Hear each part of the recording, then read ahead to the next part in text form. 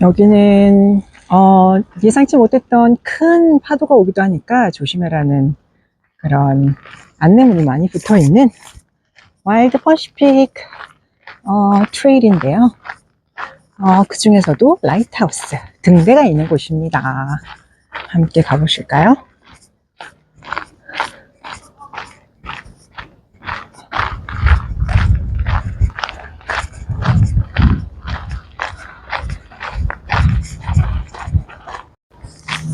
여기는 고래를 보러 오기에도 좋고요.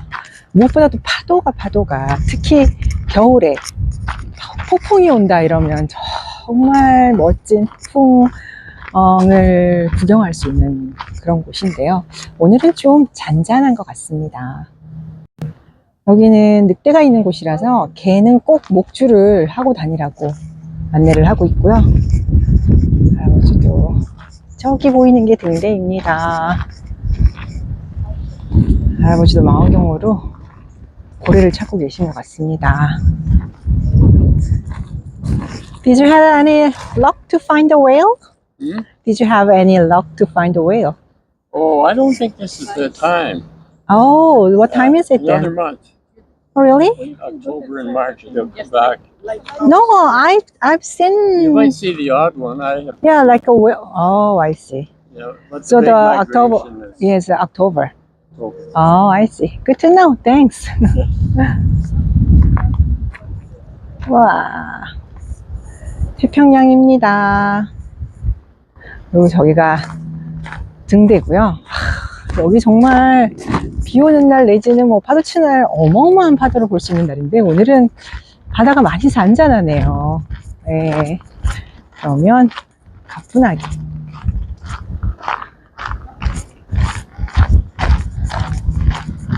오, 와일드 퍼시픽 트레일인데 많이 부서졌네요. 네.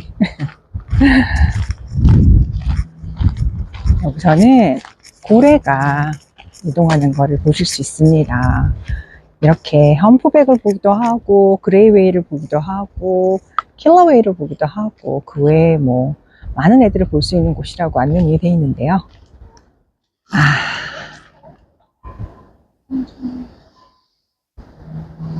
파도가 멋집니다. 그러면 저와 함께 걸어가 보실까요? 저는 몇 년 전에 웨스트 코스트 트레일을 걸었었는데요. 이 퍼시픽 림 내셔널 파크이 여기서 밑으로가 웨스트 코스트 트레일입니다. 그래서 이 해변가 트레일이 비슷하죠. 그래서 웨스트 코스트 트레일 대신에 더 쉽게 올 수 있는 이곳을 참 좋아합니다. 파도 보여드릴게요. 이야, 태평양입니다. 색감이 너무 예뻐요. 이렇게 사람들 지나다니라고 나무를 이렇게 쳐놓기도 하셨습니다.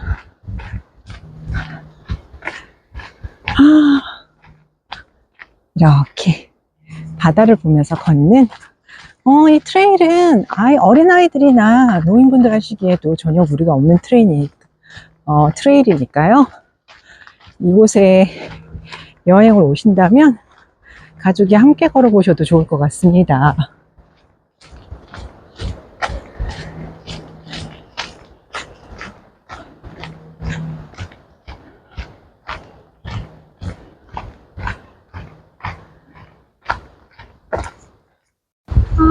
정말 예쁜 스팟입니다.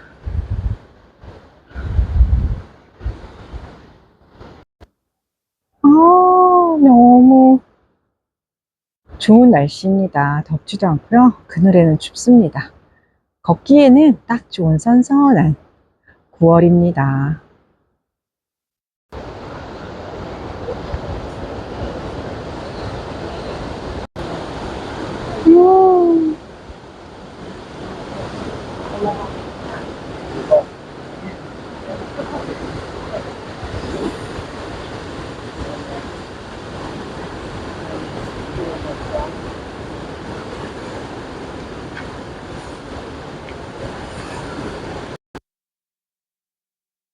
그럼 이 멋진 풍경들과 함께 제가 옛날에 읽은 책에 대한 리뷰를 해볼까 합니다.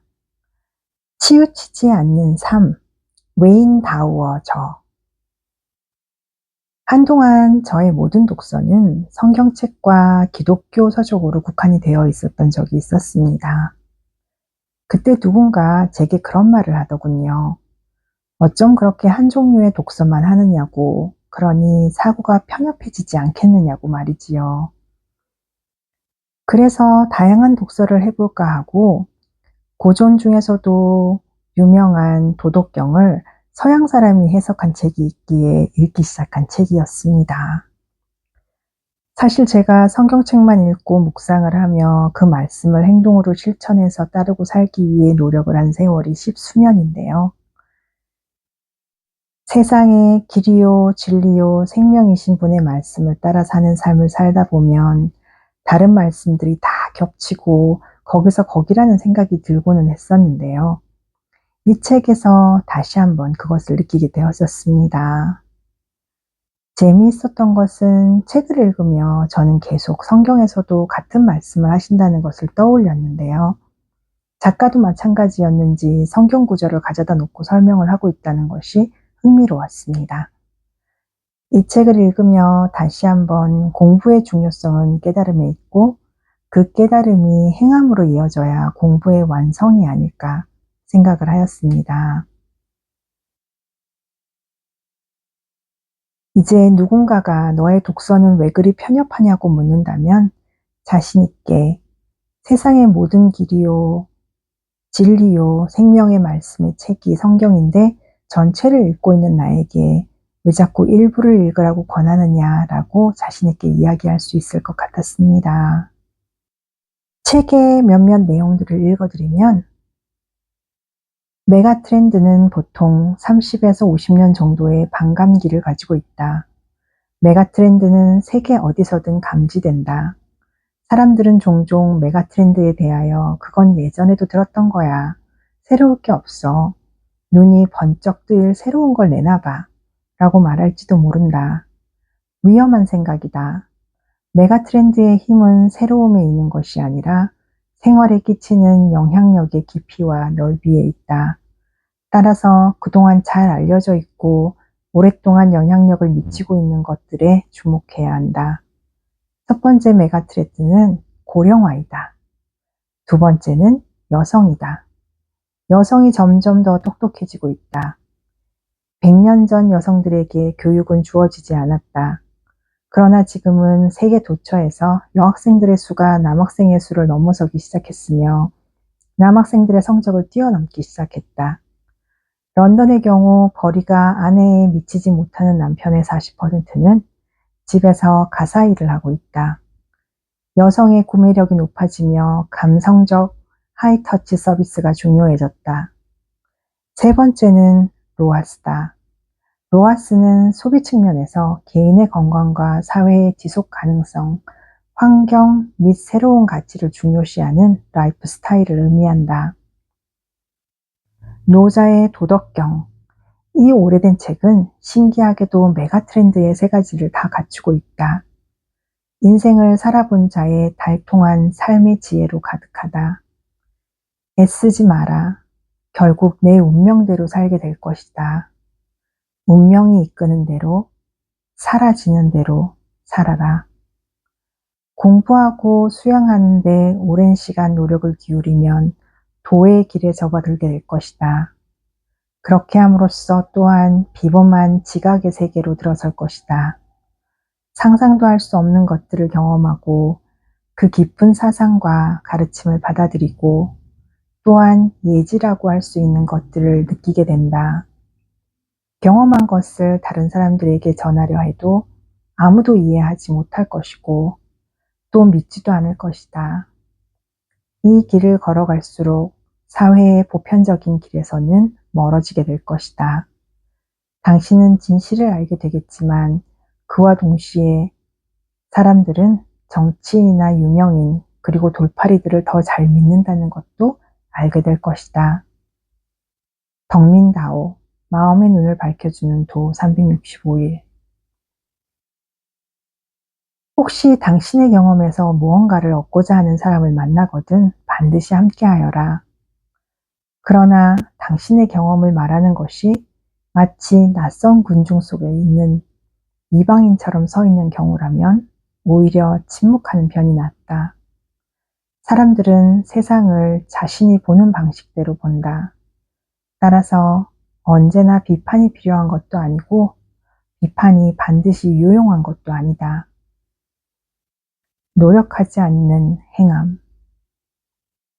내가 아무것도 아님을 이해하는 것이 지혜라면 내가 전부임을 깨닫는 것이 사랑이다.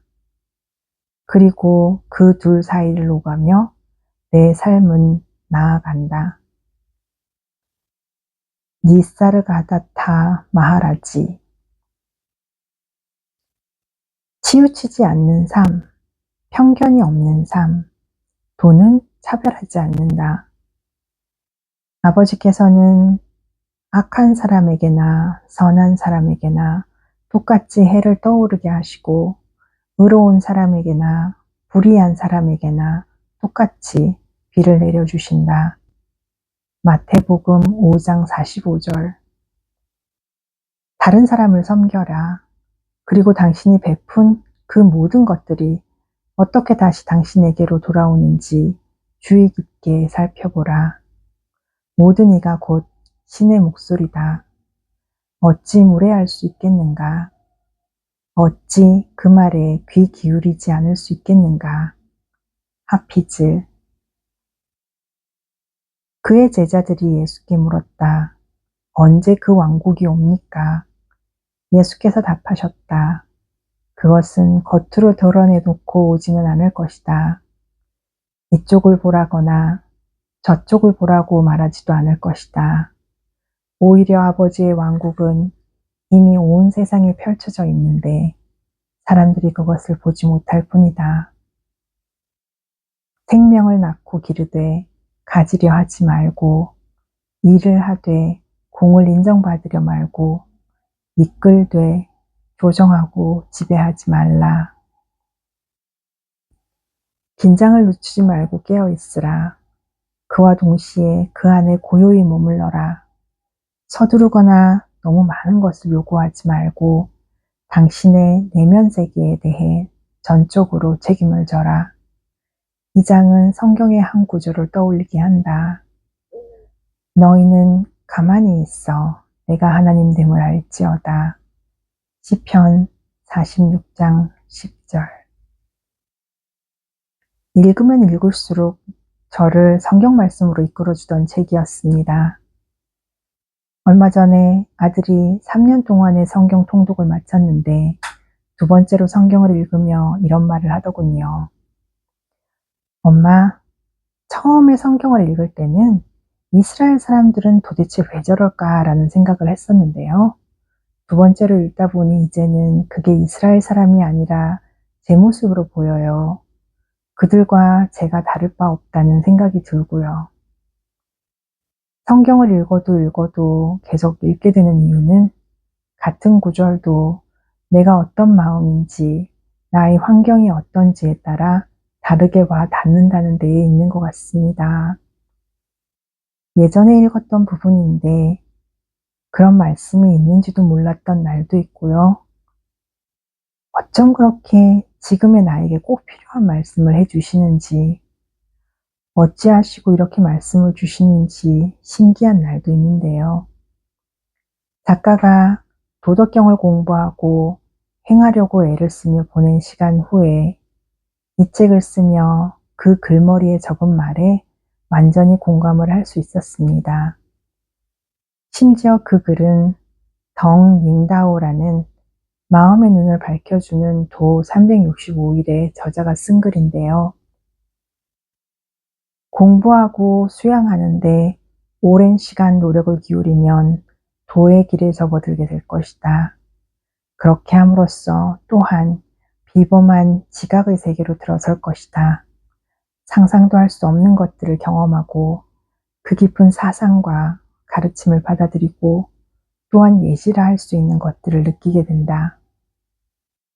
이게 바로 제가 성경 공부에 심취해 있고 성령님을 받아들이고 주님을 따르며 경험할 수 있었던 많은 것들이었습니다. 전 남편의 불륜을 알게 되면서도 평안을 누릴 수 있었고, 용서하고 더 사랑하며 행복하게 살 수 있었고, 또 제가 이혼을 하게 되는 때를 알 수도 있었고, 심지어는 집을 팔 때 얼마에 팔 일이라는 것까지 알게 되기도 했었는데요. 가끔씩 어떻게 그렇게 이혼을 하고도 담담하게 잘 사시고 계시냐고 하는 질문을 받기도 합니다. 자기 형제가 이혼을 했는데 저와의 사는 모습이 너무나도 다르다며 어쩜 그렇게 전 남편이 불륜을 하고 여러 번의 배신을 당한 상처를 안고 있으면서도 그렇게 긍정적인 마음으로 해맑게 살 수 있는지 질문을 받고는 하는데요. 저도 이렇게 되기까지가 짧은 시간은 아니었습니다. 성경을 공부하고 말씀을 묵상하고 무엇보다도 주님께 의지해서 오랜 시간 노력을 기울여서 지금의 제가 되었는데요. 예전에 이혼을 하고 제가 혼자 여행을 처음 다니기 시작할 때 생각이 납니다. 처음 여행을 갈 때는 너무 두려웠습니다. 저 또한 가고 싶지도 않고, 가고는 싶지만 가고 싶지 않은 그 마음 아실까요? 그렇게 망설이고 있을 때 딱 그날의 말씀을 읽어보면 하나님께서 항상 하시는 말씀은 담대하여라, 내가 너와 함께 간다. 그 말씀이셨었는데요. 정말 저 또한 오랜 시간 노력을 기울여서 이런 지금의 제가 된 것이니 다른 분들도 공부하고 수양하시기를 권해드립니다. 정말 공부하고 수양하는 데는 나이는 상관없는 것 같아요.